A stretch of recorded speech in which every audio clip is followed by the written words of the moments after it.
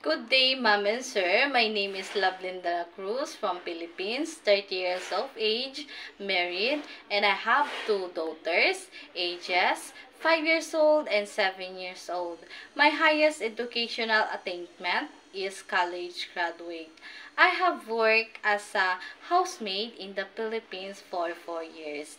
I serve one couple, one elderly, and two children, ages 2 years old and 7 years old.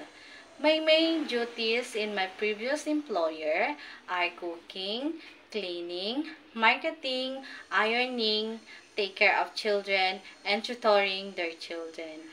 If you choose me, Ma'am and Sir, you will never regret because I am hardworking, kind, trustworthy, honest, and polite person. Thank you so much, Ma'am and Sir. Hope to see you soon.